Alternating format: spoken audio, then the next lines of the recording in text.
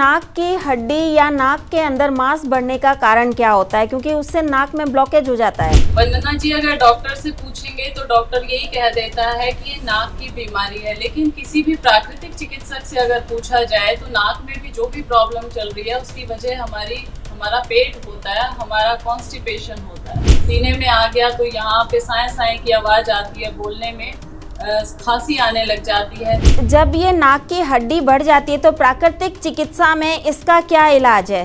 हमारी गलत डाइट की वजह से, लेक ऑफ एक्सरसाइज की वजह से, और फिर वो पूरी बॉडी में जहाँ कहीं भी जमना शुरू होता है उसका नाम अलग रोग के रूप में रख दिया जाता है। पूरी बॉडी के अंदर से कचरा निकालने का एक बहुत अच्छा माध्यम होता है। लेकिन यहाँ पे इस साइड तो ओपन था, देन ये वाली नोज बिल्कुल ही ब्लॉक हो गई थी। डॉक्टर ने बोला था कि एक बार सर्जरी होने के बाद दोबारा पॉलिप्स बनने शुरू हो जाते हैं, नाक में फिर से मांस बढ़ना शुरू हो जाता है। डॉक्टर फिर बोल देते हैं कि अब दोबारा से आप सर्जरी करवा लीजिए। सर्जरी पे जाना सॉल्यूशन नहीं है। ये है कि आपको कोई प्रॉब्लम हो गई, उसको निकाल दिया, लेकिन जाना चाहते हैं कम से कम एक बार स्टार्टिंग में, वो समय आप नेचुरोपैथी को दीजिए। नमस्कार, D5 चैनल हिंदी देख रहे दर्शकों का मैं वंदना स्वागत करती हूं। आज एक बार फिर हम जुड़े हैं डॉक्टर विजाता आर्य जी से, जो कि वरिष्ठ प्राकृतिक चिकित्सक हैं। डॉक्टर विजाता, आपका बहुत बहुत स्वागत है हमारे इस प्रोग्राम में। नमस्कार वंदना जी, धन्यवाद। डॉक्टर विजाता, अक्सर लोग डॉक्टर के पास जाते हैं अगर उनकी नाक की हड्डी बढ़ जाती है या नाक में मांस बढ़ जाता है तो, और डॉक्टर तुरंत ऑपरेशन करने की सलाह देते हैं। तो ये नाक की हड्डी या नाक के अंदर मांस बढ़ने का कारण क्या होता है, क्योंकि उससे नाक में ब्लॉकेज हो जाता है? वंदना जी, अगर डॉक्टर से पूछेंगे तो डॉक्टर यही कह देता है कि ये नाक की बीमारी है, लेकिन किसी भी प्राकृतिक चिकित्सक से अगर पूछा जाए तो नाक में भी जो भी प्रॉब्लम चल रही है उसकी वजह हमारा पेट होता है, हमारा कॉन्स्टिपेशन होता है। पेट में म्यूकस बनता है, वो म्यूकस हमारी चेस्ट में और नाक में आता है।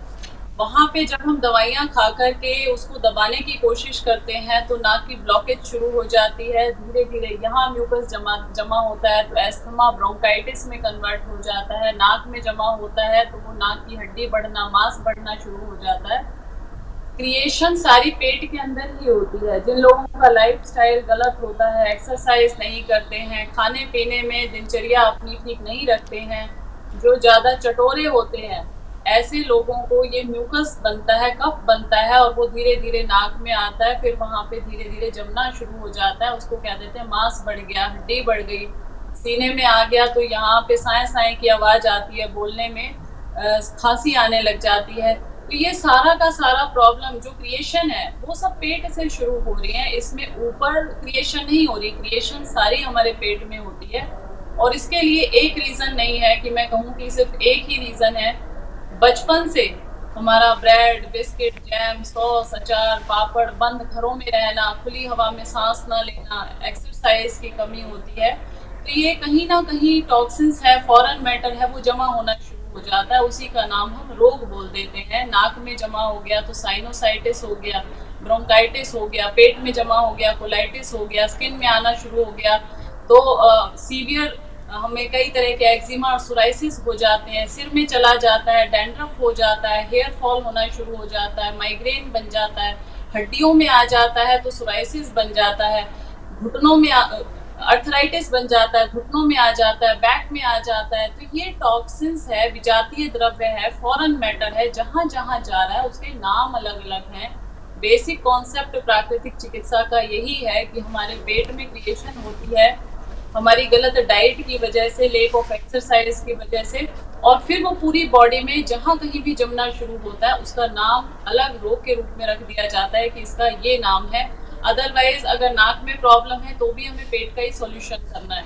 हमारी स्किन की कोई दिक्कत है तो भी हमें पेट का ही सॉल्यूशन करना है। हमारी हड्डियों में कोई दिक्कत है तो भी हमें पेट का ही सॉल्यूशन करना है, क्योंकि हमारे जो पेट से है पूरी बॉडी में डिस्ट्रीब्यूट हो रहा है खाना।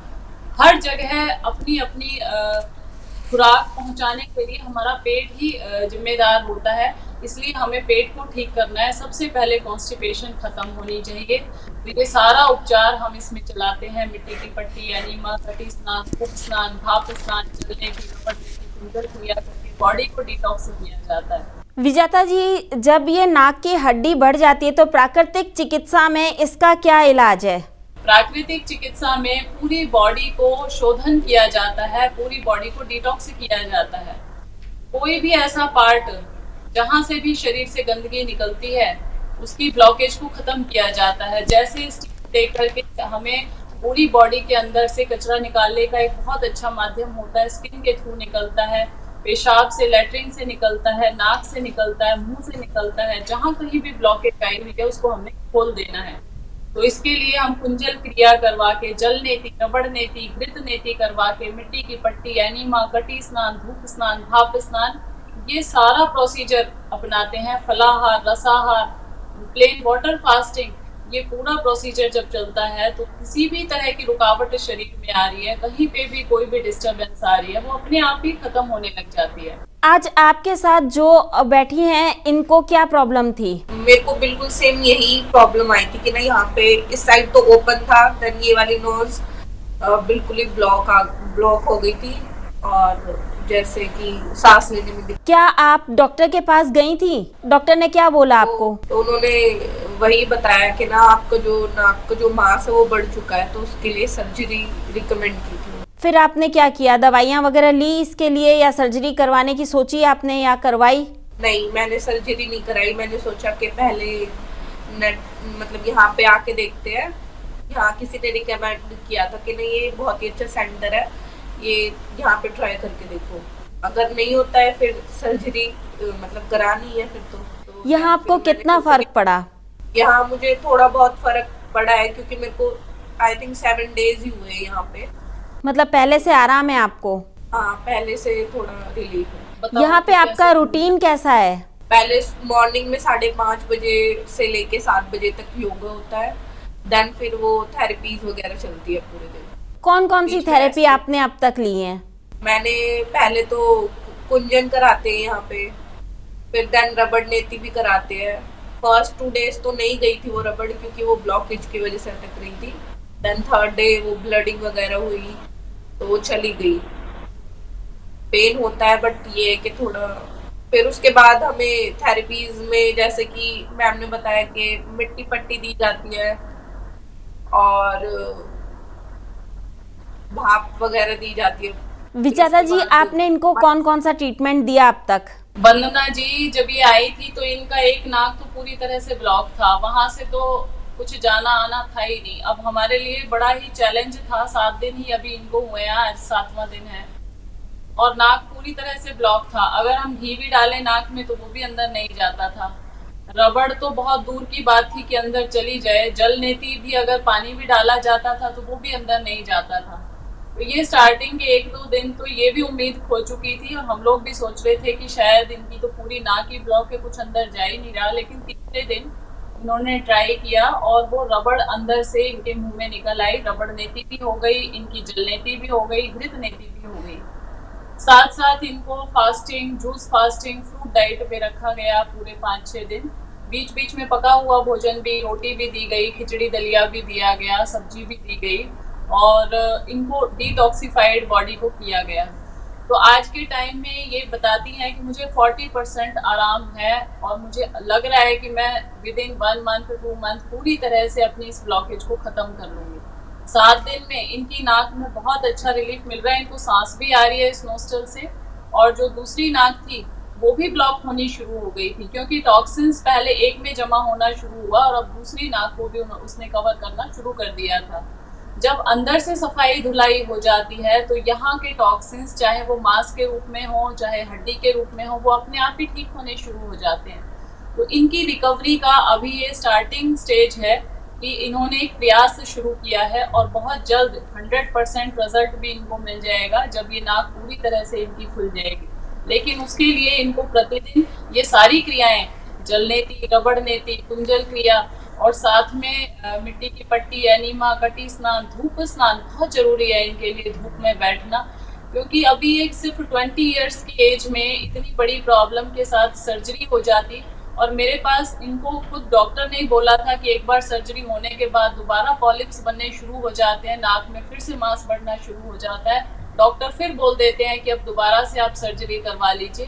तो ये कोई सॉल्यूशन नहीं है, सर्जरी पे जाना सॉल्यूशन नहीं है। ये तो ये है कि आपको कोई प्रॉब्लम हो गई उसको निकाल दिया, लेकिन रूट कॉज बना क्यों, वो क्रिएशन किस वजह से हो रही थी, जब तक उसको स्टॉप नहीं किया जाता, जब तक हम उसको जड़ से खत्म नहीं कर सकते। तो कोई भी रोग है, डरे नहीं, घबराए नहीं।